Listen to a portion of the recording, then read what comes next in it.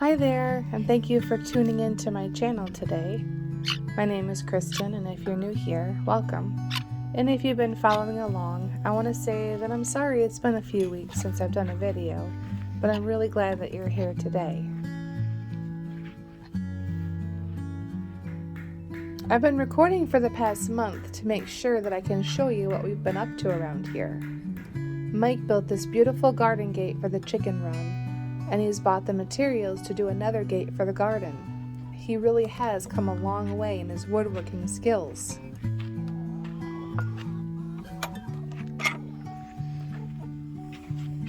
Today I'm excited to share with you not only how much this garden has grown, but also how we're using what our garden is producing.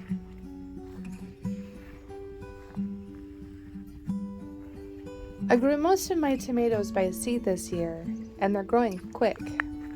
But I have to tell you, I am a bit disappointed because even though we've used mulch, we gave them lots of space for air, they still developed blight. We've been plagued with blight for the past 3 years, and I really don't understand it. The only thing I can think of is that maybe it's spread around from insects.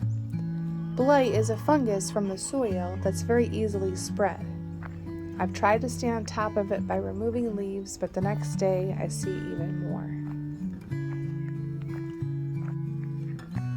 Check out this holy basil. I grew it last year and decided to put it in again because of how amazing it is. It smells wonderful and the bees love it. However, I had no idea just how much that it spreads. You're going to see holy basil throughout the whole garden.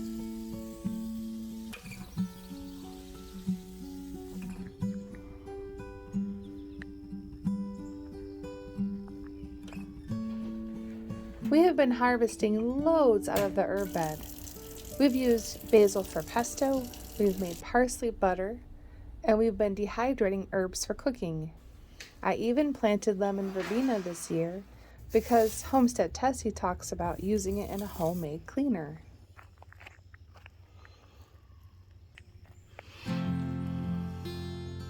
This plant is a pineapple ground cherry.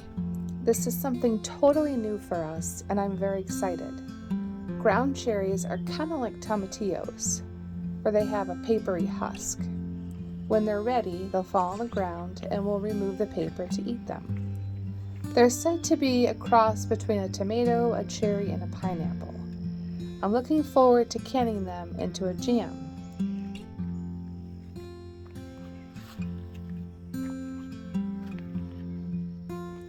Also in this bed, we have volunteer potatoes from last year and eggplant.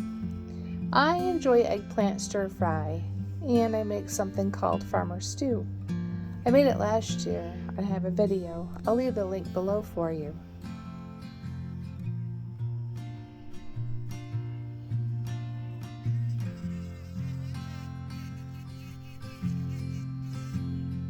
This bed had our garlic. Last November, we planted 100 garlic cloves, and in the first week of July, we harvested 97 bulbs. I'd say that this was a very successful harvest. In June, I harvested the garlic scapes to make garlic scape pesto. Check the link for a super delicious recipe. We used our own basil and garlic scapes. This year, I wanted to try a new method of drying the garlic. Instead of tying the leaves together, I cut them off and I put them in chicken wire to dry. They seem to dry a lot quicker. After we pulled the garlic, we let the bed rest for a week, and then we added some nutrients and planted lettuce and zucchini seeds. I typically plant zucchini twice, because in the past we've had bad luck with the vine borer. By the time our first round of zucchini is dying, our new zucchini should be ready for harvest. Oh gosh, please don't ask what I was thinking when I decided to plant 12 heads of cabbage in 4 feet of space. I have never even grown cabbage before, and even though it's quite squished, it's pretty successful. We've had some wormy bugs, but the super buggy cabbage goes right to the girls, and they love it. My very first trip to the UK, we visited the most wonderful little cafe in Scotland on a chilly day, and we were served a leek and sweet potato stew. I have yet to figure out how to recreate this recipe, but in the meantime, I love growing leeks. These bushy plants are asparagus ferns. We planted asparagus crowns last year, and though we did get some asparagus, we left it alone, hoping that it will add to our growth next year. I am amazed at how well we did with our strawberries this year. I had no idea that such a sweet, delicious fruit could quite frankly take over the garden. If you're local, please come and take some of these runners off of our hands. We picked strawberries for 4 weeks and then we froze them. We had so many strawberries, I was able to make a quadruple cooked jam recipe, and my son Hunter, he loves freezer jam, so I made a double freezer jam recipe too. Just these 2-foot by 8-foot beds gave us hundreds of strawberries. I have so many projects that I want to do, and one of them is making tallow. We buy our meat from a local farm, and he also sells me suet. I render the suet down and I make tallow. This year, I'm going to infuse that tallow with calendula. Calendula is so easy to grow and it's very good for your skin. Calendula oil has antifungal, anti-inflammatory, and antibacterial properties that help your skin with trouble such as eczema. We put this great plant in last year and we had no idea what we were doing. I'm going to have to sit down and do some research this fall to make sure we have a proper harvest next year. The Japanese beetles love the grape leaves and fruit trees. I keep a jar of soapy water in the garden, and when I see them, I just put the jar below and they drop in. We've collected a couple hundred so far. I want to keep our garden pesticide free, so this method works. They have really dwindled down in numbers.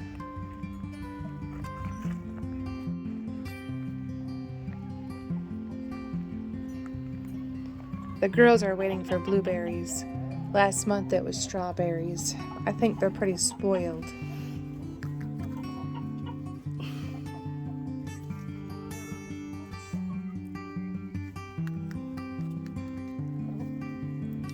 We didn't plan on getting many blueberries this year. In fact, we just ate them in the garden, a few are in a bowl in the house, and we've given them to the chickens. But we've gathered so many blueberries, we could have canned a jam recipe. We're going to add one more bush, and next year I think we'll have plenty of blueberries for jam.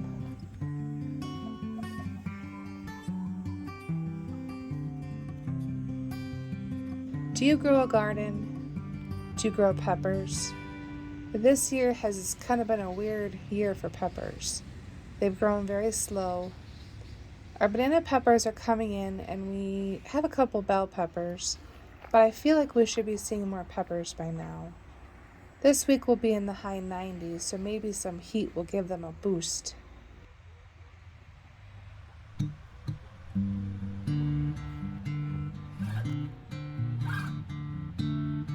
Lettuce is one of my favorite things to grow. It's easy to start, easy to maintain, and very hardy. It doesn't tend to like super hot sunny days, but we have shade cloth if it does get too hot. I don't remember the type of lettuce these two are, but they are pretty heat tolerant. Last year this was my herb bed, and we've got holy basil coming in like a weed. I'll never be mad about it though, because it smells crazy beautiful. I threw a few more leeks in this bed too. This right here is borage. Don't ask me why I planted it, or why I thought it was a good idea to plant this with my onions, but oh my gosh. This is a learning thing. And I found out the hard way that it self-seeds like holy basil and calendula. But I will say this. Borage has really attracted loads of bees and butterflies, so it's not all that bad. And this is the first year that I'm actually getting a good onion harvest. I swore that I was not doing cucumbers this year. We were attacked so bad by cucumber beetles last year. I will only buy organic because cucumbers are heavily sprayed with pesticides. And when I went to buy a cucumber at the store a couple weeks ago, I thought, wow, these are expensive. So I just plopped in some seeds and they're doing pretty good. We'll have late cukes, but it's okay. I tell myself every single year that I only need 2 zucchini plants at a time, but for some reason this bed has 5. I do have 3 types in here, but one can only do so much with zucchini. I slice it and I saute it and I make zucchini bread. That's it. But this year I'm going to try my hand at zucchini relish, and if you have a recipe for me, please drop it in the comments below.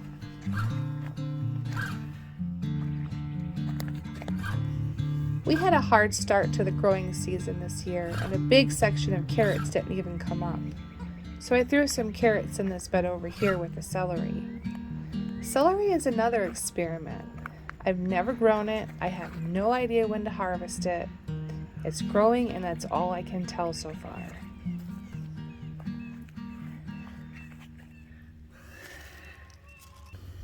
Here's another plant that I don't really know why I planted. This is nasturtium. Okay, well, I know why, I guess. Because other gardeners did it. I followed the leader. They said, oh, it's edible and it tastes peppery. Well, I don't think it's very tasty. It is pretty.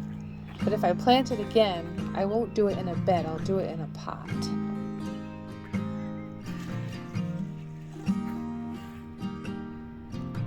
If you've been following me a while, you'll remember my Ruth Stout potato experiment. Mike and I had to redo it, but it really started to take off, and I'm pretty excited to see how it turns out.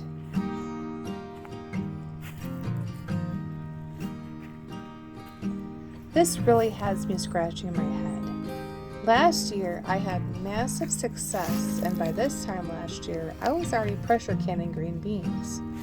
Every single pole here, I planted pole beans, yet for some reason, half of them came up as bush beans. I would never have planted bush beans in this location, and they've been hard to get at, so I just pick them and toss them to the doggies or the chickens. I know it's late in the season, but I wanted to see what I could do to help my bean situation. I planted a few seeds along the trellis here. We had snow peas a few weeks back, and they did very well, but I just removed them because they were starting to die.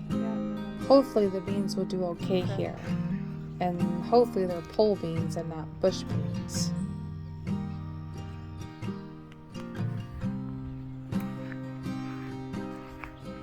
Two years ago, we put in 7 fruit trees.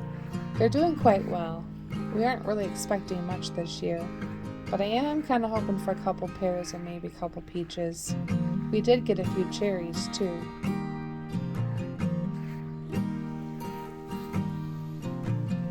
We've had a great year of black raspberries. Every other day, I'll go out and pick a cup or 2 and freeze them. They're kind of tedious to pick, but they're really delicious. After a few weeks, we should have enough to make some jam.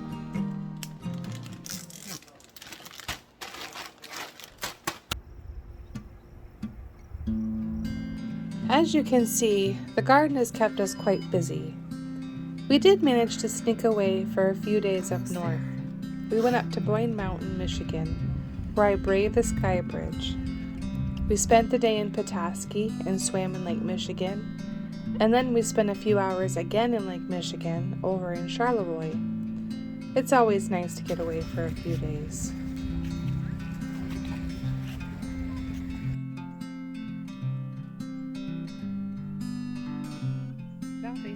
Overall, we are having a great year of harvesting. It's a bit later than last year, but we are being blessed by the fruits of our labor.